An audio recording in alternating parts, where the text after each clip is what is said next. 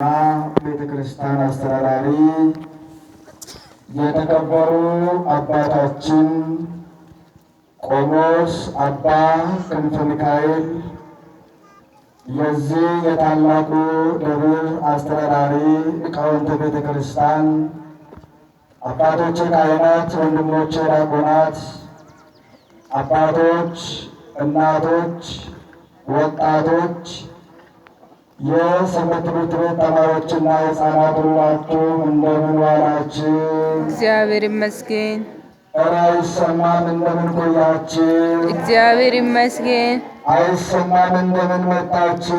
እግዚአብሔር ይመስገን። እግዚአብሔር አምላካችን በምሕረቱ በቸርነቱ በታላቅነቱ በመግቦቱ እንደ ኃጢአታችን ብዛት እንደ ሰውነታችን ክፋት ሳይመለከት ለብርሃነ መስቀሉ ከ2012 ከዘመነ ቅዱስ ዮሐንስ ወደ ዘመነ ቅዱስ ማቴዎስ እንኳን በሰላም አሸጋገራችሁ አሸጋገረን።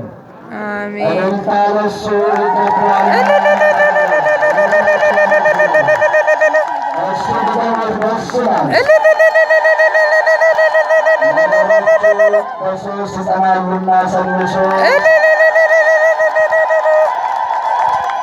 አከም ቡልተኒ ገለታ ዋቀዮ እነጋም አከም ጅርቱ ገለታ ዋቀዮ አከም ሎነጌሰኒ ገለታ ዋቀዮ አረባካችሁ ቀዘቅዛል እንደ አከም ጅርቱ ገለታ ዋቀዮ በጋ ቶማ ብራት ጆተን በጋ የተፈነ ጎፍታችን በረዘም ቁንቻ ዮሐንስ ኩመለማፍ ኩመለመራቲ ገረ ኩመለማፊ ኩረሰኒት ነጋትንቼ ተንገራ ዋቀኙ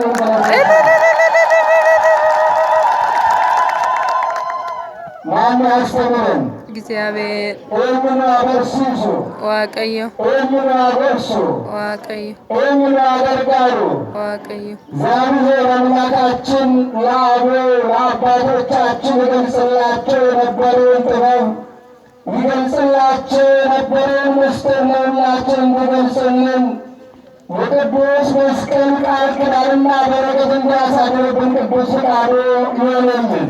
አሜን። የሚወደኝ ቢኖር መስቀልን ተሸክሞ ይከተለኝ ይላል። እስቲ ሁላችሁም የሚወደኝ ቢኖር በሉ። ድምፃችሁ እውነት ነው የምላችሁ የሆነች ምስኮን ነገር ነው የምትመስለው። ምን ደስ አላላችሁም እንዴ? እንገመኔ ያረጋውራፍ ገመኔ ተፈነገውራፍ እንገመኔ ገመኔ ተሳዳሪ አወሱ እሱላችሁም ድምፃችሁን ከፍ አድርጋችሁ ከእኔ ጋር ትላላችሁ። የሚወደኝ ቢኖር በሉ። መስቀልን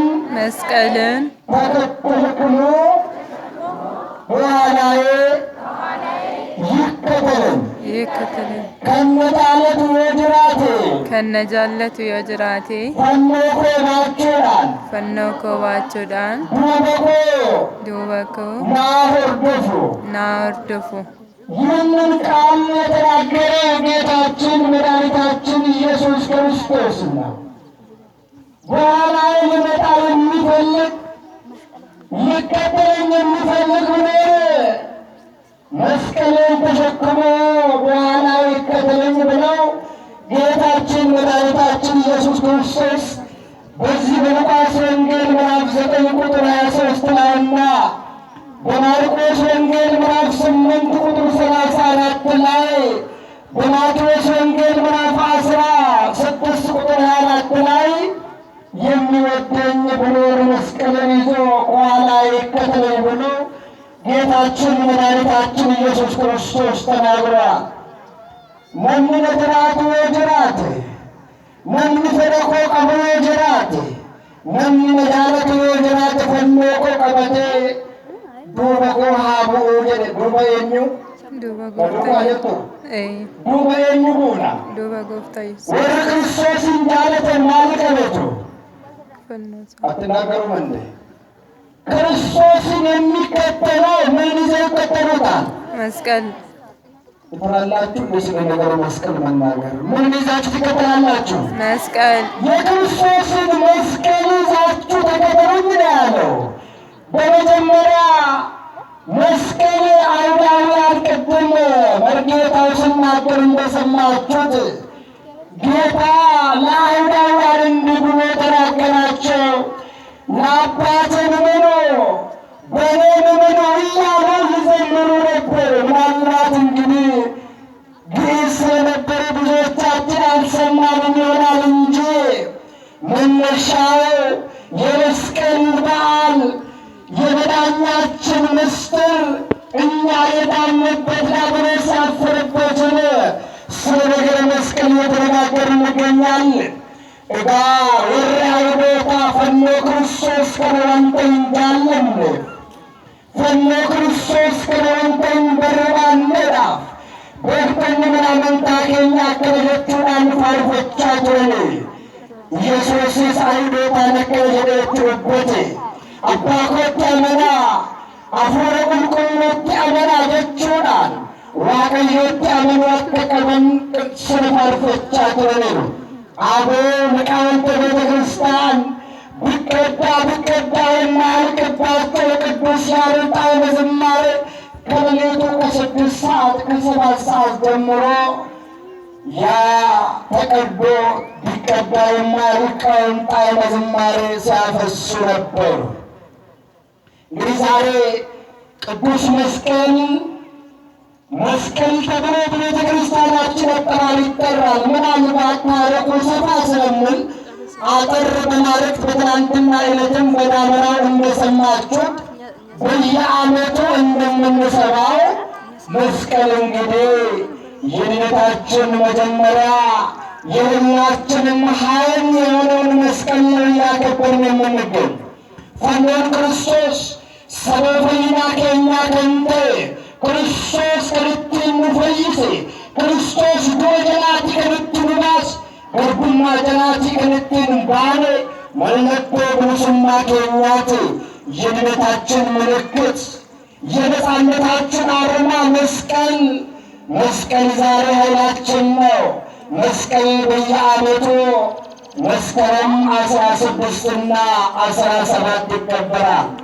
ፈኖን ክርስቶስ መለኮ ፈይነ ኬኛ ፈኖን ክርስቶስ መለኮ እኝማ ኬኛ መለኮ ብልስማ ኬኛ ከንት ፈይ ነገኘ ከነርገነ ተወሳ ፈኖ ክርስቶስን ቀበነ ሁንዱም ትኬኛ እጋ ፍሮባነ ጉያ ኩረጃት ጉያ ኩረቶርባ መኒ አመንታ ኬኛ ፈኖ ከበች መስቀልን ስናከብር ወደ ኋላ ተመልሰን 5500 ዘመናትን ማሰብ ይገባናል።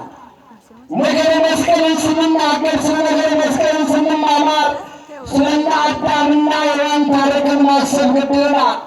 ዋዬ ሴና ፈኖ ጉያራ ጋብራርን ውጋ ኩመሸኔፌ እበሸን ገለዶባት ኔብኔ ዋንተ ያለችውን በርባችሳታ በመጀመሪያ ጌታችን መድኃኒታችን ኢየሱስ ክርስቶስ ወደዚች ምድር ሳይመጣ ቅድም እነዚህ አይሁዳውያን ከእሱ ጋር እየዋሉ ከእሱ ጋር እያደሩ የእጁን ታምራት እየተመለከቱ የማያምኑ አይሁዳውያን ነበሩ። ለዛ ነው እመኑ ኢየሱስም እንዲህ ያላቸው በአባቴ እመኑ በእኔም እመኑ እያለ ይነግራቸው የነበረው። በመጀመሪያ የመስቀል ነገር መነገር የጀመረው በሮማ ሀገር ነው። በየት ሀገር ነው? ተናገሩ። በየት ሀገር ነው? በሮማ። እንግዲህ ሮማውያን አይሁዳውያን ይህንን መስቀልን ይጠቀሙበት ነበር። እንደና እናንተ ለቤታችን ሳይሆን የመልካም ነገር ሳይሆን በደል የሚፈጽም የአገሪቷ መቀጫ ወይም ደግሞ መሰቀያ ነበር ይላል። እንግዲህ ታሪኩ ፈኖን ክርስቶስ አረቀበን ዳመናት ልትል እንጂ ፈኖ ነገኛት አድርገን ብየረን ከሰክቲ እለቱ ክርስቶስን ዱራ ሜሻ አለማት ነው ይገዳል። ለዛ ነው አሁን ብዙዎቻቸው አባት የተገደለበትን ሽጉጥ መያዝ ለአንተ አይጠበቅብህም የሚሉ ሰዎችን እንሰማቸዋለን። ማን የሞተበት? ማን የሞተበት? እግዚአብሔር። አዎ ትክክል ነው። አባታቸው ዲያብሎስ፣ የጥል አባት ዲያብሎስ፣ የውሸት አባት ዲያብሎስ በመስቀል ሞቷልና እነዚህ ሰዎች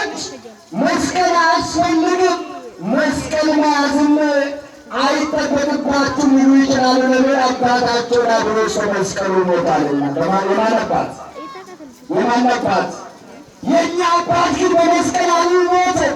ስለ ፍቅር ነፍሱን አሳልፎ በመስቀል ላይ ሰጠ እንጂ የእኛ ጌታ የእኛ መድኃኒት በመስቀል ላይ ሳይሆን በመስቀል ላይ በነፃ ፈቃዱ በአባቱ ፈቃድ ስለኛ ስለ በመስቀል ላይ ተሰቅሏል።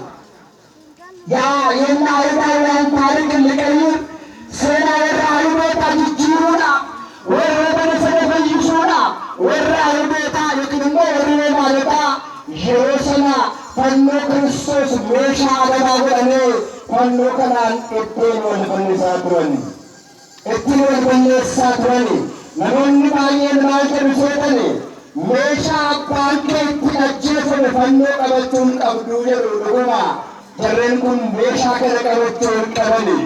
meeshaan kun isaaniif hin ta'u. abbaan isaanii ዲያብሎስ ittiin bu'eera waan ta'edha. isaan diinefannee waan taanedha. ብርሃነ ቅዱስ ጳውሎስ በኤፌሶን ምዕራፍ 2:16 ላይ እንዲህ ይላል በምን በመስቀሉ ገደለ ይላል። እስቲ ልብራችሁ ዛሬ ነው የጥላት ዲያብሎስ የውሸት አባት ዲያብሎስ በመስቀል ሞቷልና ጥለን በመስቀሉ ገድሏል። ለዛ ቅዱስ ኤፌሶን ሰዎችንና መላእክቶችን ያጣላቸው የነበረው ሰውንና እግዚአብሔርን ያጣላ የነበረው በዚህ በቅዱስ መስቀል ቃል ኪዳን ተሸንፏልና ተረቷልና ጠፍቷልና። ስለዚህ የጥላት የሆነ ዲያብሎስ የሰው ልጆችን የሚያጣላቸው ዛሬም ያጣላቸዋል። እኛ መስቀልን ይዘንና መስቀልን ይዘን ደግሞ ስለ ክርስቶስ መስቀል ፍቅርን ይናገራል። ቅዱስ ጳውሎስ ኤፌሶን በቁና ለመቁረጃ ጉባኤ ረድ አባልና ዲያብሎስ ፈንዶዳን እንጂ በተመጀራ አባልና ዲያብሎስ ፈንዶዳን በጀራ ገነፈ ፍንዋል ከኛ ፈጥሮት ያቀርብልኝ። እንግዲህ መስቀልን በየዓመቱ መስከረም 17ን እናከብራለን። የዚህ በዓል መነሻው መጋቢት 10 ነውና ምናልባት ዛሬ ትናንት የምናከብረው ወይም ደግሞ ዛሬ የምናከብረው በዓላችን ከዳመራው ጀምሮ ዳመራው የራሱ የሆነ ምስጢር አለው። በ17ም ዛሬ የምናከብረው የመስቀል ቁፋሮ መነሻን እያከበርን እንገኛለን። እንግዲህ ታሪኩን ሰፋ ስለምናጠር አድርጌ ሌሎች ሊቃውንትም አባታችንም ከመካከላችን ይገኛሉ። ምናልባት አባት ቁጭ ብሎ ልጅ ማስተማሩ ያው መታዘዝ ከሰነበሰው አይትም ስለሚበልጥ ብዙ የቤተክርስቲያን ሊቃውንት አሉ ከእኛ በላይ ጸጋው የበዛላቸው። ምናልባት በሁለቱም መናገር ስለሚያስፈልግ ብዙዎቻቸው ይህንን በዓል የአንድ ግለሰብ በዓል የአንድ ብሔረሰብ በዓል ቤተክርስቲያን ለምን እንደዚህ የአንድ ግለሰብ የአንድ ብሔረሰብ አድርጎ ስለሚገምቱ ስለሚያስቡ ቤተክርስቲያን አሃት ይላል። የምታከብራቸው በዓላቶችም የሁሉም አገር አቀፋዊ በዓል ሳይሆን ዓለም አቀፋዊ በዓል ነው የምታከብሩት ብላችሁ እግዚአብሔር አመስግኑ። ደስ ይላችሁ ይገኛል። እንግዲህ ትናንት ዳመራ ነው፣ ዛሬ ደግሞ መስቀል ነው። ጌታችን መድኃኒታችን ኢየሱስ ክርስቶስ የዚህ የመስቀል ትምህርት መነሻው መጋቢት 27 ነው። ለሁሉም እንዲገባል ፈኖ ከበዱን ቡር ከበደ ፈኖ ወምጀነ ዳፈይናሉ መጋቢት ጉያ ድንገሊቱ ሩበዳ የዚህ የመስቀል መነሻው የበዓሉ አከባበር መነሻው መጋቢት 27 ነው። እንዴት ነው ቢባል እንግዲህ በመጀመሪያው አዳምና ሔዋን በነፃ ፈቃዳቸው የሥላሴ ልጅነት ካጡ በኋላ ከገነት ከተባረሩ በኋላ 5500 ዘመን ሲፈጸም ቃሉ ገብቶላቸው ነበርና ከነዚህ ተወልጄ አድናለሁ የሚለውን ቃል አለው። ይህንን ቃል ስናስብ ልደቱን ስናስብ እንግዲህ ማስተማሩን፣ ጥምቀቱን፣ መሞቱን፣ መሰቀሉን፣ መነሳቱን፣ ዕርገቱን ስለምናስብ የሰው ልጅ መነሻው ልደት ነውና ልደትን ተከትለው የሕይወት ታሪክ ይኖራል። ከዛን ባሻገር መጨረሻው ሞት ነው። ከሞት በኋላ ሞት ይኖራል። ጌታችን መድኃኒታችን ኢየሱስ ክርስቶስ እነዚህ ነገሮች ሁሉ ካሳለፋቸው በኋላ እነዚህ ነገሮችን ከፈጸማቸው በኋላ በዕለተ ዓርብ በቀራንዮ ተሰቀለ። ያ ከድንግል ማርያም የተወለደው በጠባብ ደረት በአጭር ቁመት ተብሎ እንደሚነገረን መጣና ከእኛ ተወልዶ አዳነን። መጨረሻው እንግዲህ እስከ ቀራንዮ ጎልጎታ እስከ ቀራንዮ ኮረብታ ነበርና ወጣ። በመስቀል ላይ እነዛ አይሁዳውያን ይሰቀሉበት የነበረውን መሳሪያ ካሁን በኋላ የእርግማን ሳይሆን የበረከት ኃይላችን እንዲሆን መስቀል ላይ ሆኖ እኛ ልጆቹ አድርጎናል። መስቀሉ በዚህ ሲያበቃው ከዛ በኋላ ጌታችን ከተሰቀለ በኋላ ያን መስቀል ብዙ ታምራት ይሰራ እንደነበረው አባቶቻችን እንዳስተማሩ ቤተክርስቲያን እንዳስተማረችን እኛም ታምር ይሰራ ነበር። እውራን ያበራ ቆመ ቢመጣው ያቃና ነበር። ብዙ ድንቅ ታምራት ይሰራ ነበር። ከዚህ በኋላ ሰዎች እነዚህ አይሁዳውያን ቅድም በእኔ የሚሆኑ በአባት የሚሆኑ በሊቃውንት ቤተክርስቲያን ሲዘምሩ እንደሰማናቸው ምን አደረጉ ይላል? ወሰዱና ቆፍረው ቀበሩት ይላል። ያው ከምቀኝነት ውጭ ሌላ ምንም ያደረጉ ነገር የለም። ሕሙማን ቢድኑበት፣ ዕውራን ቢያዩበት፣ አንካሶች ለምጻሞች ቢነጹበት ምን ችግር አለው? ከዚህ በኋላ አደረጉና ወደ 300 ዓመት የተለያየ የከተማ ቆሻሻ ይጣልበት ነበር ይላል። ከዛ በኋላ ወጣና እንደ ተራራ ሆነ ይላል። ባጭሩ ነው የምነግራችሁ። ያለውን ታሪክ ብንነጋገር ምናልባት ዝናብን ሊመጣ ስለሚችል ሌሎች ሰዎችም መርሃ ግብሮች ስለሚኖሩ ከዛ በኋላ እንግዲህ እግዚአብሔር ሰው ይኖራልና እግዚአብሔር ቀን አለውና እሌኒ የምትባል ልጇ ቆስጠንጢኖስ የሚባል ልጅ ነበራት። ባለቤቷ ቆስጣ ይባላል። በመጀመሪያ ስለተገፍታ ስለነበረች ከሮም ከኢጣሊያን ወደ ኢየሩሳሌም መስቀልን ፍለጋ መጣች ናቸው። ምን ፍለጋ መጣች? መስቀል። አዎ፣ አሁን እኛ የምንፈልገው የክርስቶስን መስቀል እንጂ ጎሳን፣ ሐረግን፣ ዘርን መቁጠር አይጠበቅብንም። ወደ ቅድስት ቤተክርስቲያን ስንመጣ ዘርን ለመቁጠር ሳይሆን ጎሳን ለመቁጠር ሳይሆን መስቀልን ፍለጋ ወደ ቅድስት ቤተክርስቲያን መምጣት ይጠበቅብናል። እንግዲህ ደጋጎች አሉ፣ ብዙ ሰዎች አሉ፣ ክርስቲያኖች አሉ። እነዚህ ሰዎች ከዚህ በኋላ ልጇ ክርስቲያን ሆንላት ክርስቶስን ቢያመልክ ክርስቶስን አማኝ ተከታይ ሆን የክርስቶስን መስቀል ፈልጋ ልታገኝ ቃል ገብታ ነበር ይችላል። በዚህ መሰረት እንግዲህ 300 ዓመት ማለት እንግዲህ በእኛ አቆጣጠር ትንሽ ጊዜ አይደለም፣ ከዛ በላይም ሊሆን ይችላል። ከዛ በኋላ ይህንን ብዙ ጊዜ ከቆየ በኋላ ልጇም ቆስጠንጢኖስ ብዙ ነገር ያደረገላት ይህንን መስቀል ቆፍራ እንድታገኘው ናቸው የምላችሁ። ከዚህ በኋላ መስከረም በ16 ዳመራ ነው ብያቸዋለሁ። ጉያ ኩረጃ ዳመራና ቆስጠንጢኖስ ከንጀረሙ ሀብሼ እኔ ከንጀረምቱ ጅራ አባን ኢሳ ቆስጣ ጀረማ ፈኖ ክርስቶስ ወጋን ይበሰኒ ጃማይሳ ይፈበኑ ዱዓይሰ ካሶ ሽባይሰ ቢሉን ሱሰና ፉዳኒ ቆፍረኒ ዋለኒዳ እሌኒኔ ኤርመሽከራ ቆስጠንጢኖስ የወደ ክርስቲያን አካሊስ ተፈኖኬ በርባሌሲ አርገጀቴ ዋዳ ገልቴ ገዳ ዋዳ ከበረ አበቱዳ ቁርባን ጉያ ኮረጃ ዳመራ ዳመርቴ ገዳ ካሌሳ ኩበረጌሰን ማል ዳመርቴ ዳመርቴ ዳመራውን ደመራ ዕጣን ጨምራበት በአባቶች ጸሎት ይህንን የመስቀል ፍለጋውን አስጀምራለች ይላል። ከዚህ በኋላ እንግዲህ ከሮም ሀገር ከኢጣሊያን ሀገር ወደዚች መጣች ይላል። ወዴት? ወደ ኢየሩሳሌም ወረደች የጌታን መስቀል ለመፈለግ። ቁፋሮን 6 በዳመራው ልክ ችቦውን ከለኮሱ በኋላ ዕጣንን ከጨመሩበት በኋላ ያ እንግዲህ ወደ ሰማይ ሰማያት ጭሱ ወጣና ተመልሶ መስቀሉ ያለበትን ቦታ በምልክት አሳየ ይላል። ለዚህ መነሻ አንድ አረጋዊ አንዳንድ ሽማግሌዎች ያስፈልጉናል። ሽማግሌዎችን ሀገር ለማስታረቅ ለቤተ ክርስቲያን ለሁሉም ነገር ሽማግሌዎች አስፈላጊ ናቸውና ክራኮስ የሚባል አንድ አረጋዊ ሰው ነበረ ይላል።